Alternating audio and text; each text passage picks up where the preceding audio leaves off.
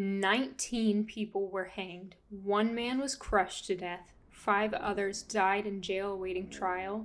Over 200 people were accused and arrested for witchcraft, and it all started with a rumor.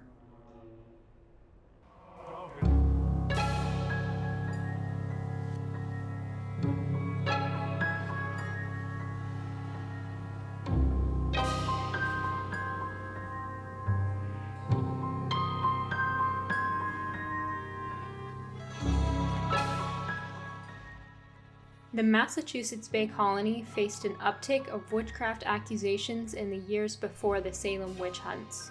Witchcraft was a crime punishable by death in the colonies, yet executions were public spectacles and people traveled great distances to join the crowd. The Salem witch scare began in January of 1692. Local girls began having convulsive fits. They claimed something or someone was biting and choking them, only visible to the afflicted. Betty Paris and Abigail Williams, the Salem Church Reverend's daughter and niece, were the first children to fall ill. But Annie Putnam was the most outspoken of the children, accusing 62 people of bewitching her throughout the trials.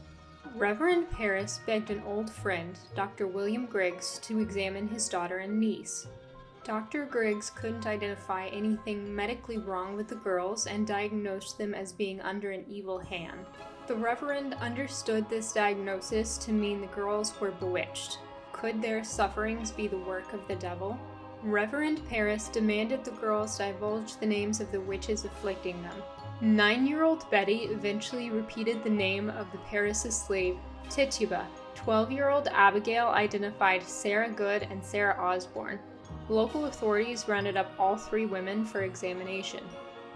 Tituba initially refuted the accusations against her, but gave in to the pressure of her accusers.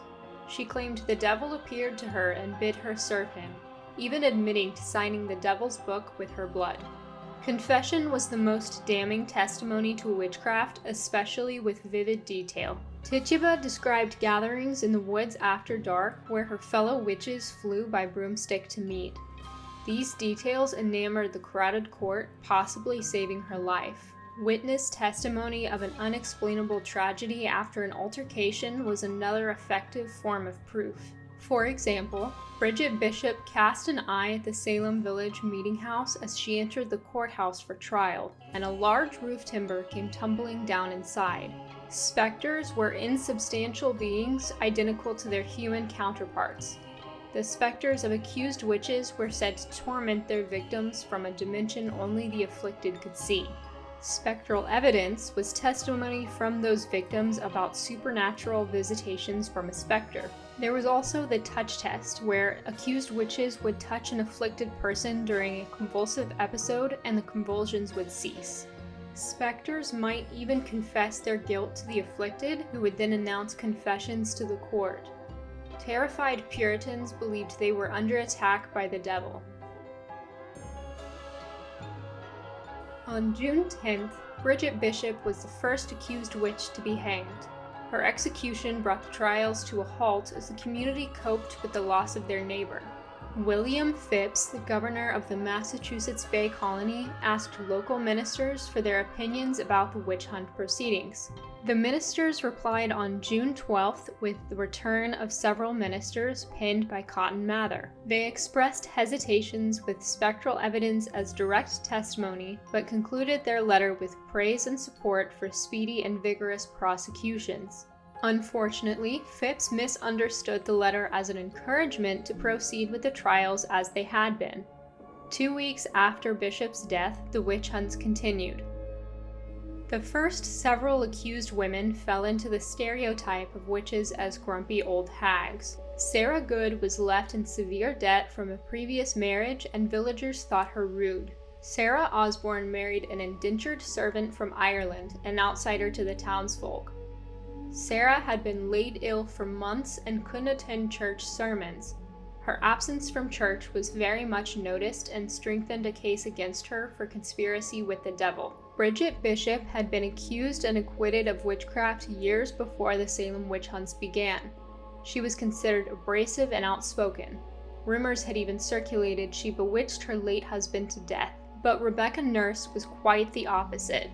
She was a devout Puritan, her neighbors knew and loved her, and she came from a well-to-do family. It would take more than a few children pointing fingers to slander her good name. So Ann Putnam Sr. joined in the hysteria.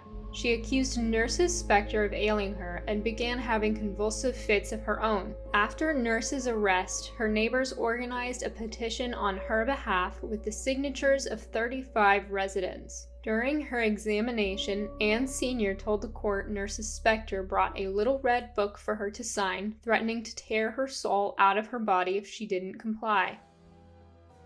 Increase Mather introduced Cases of Conscience to Governor Phipps in October 1692. The sermon was published later in 1693. Mather condemned the use of spectral evidence and the touch test, declaring them a dangerous dependence on the devil's testimony. Governor Phipps closed the court of Oyer and Terminer responsible for trying accused witches, but there were many accused witches still awaiting trial in prison. So a bill introduced into the Massachusetts legislature called for a conference of ministers to advise authorities on handling such remaining cases. The bill also effectively banned spectral evidence from the court. The Salem Witch Trials represent the largest and last unrestrained handling of colonial witch hunts. Also, the court proceedings permanently changed the colonial legislature and reinforced tangible evidence for such trials.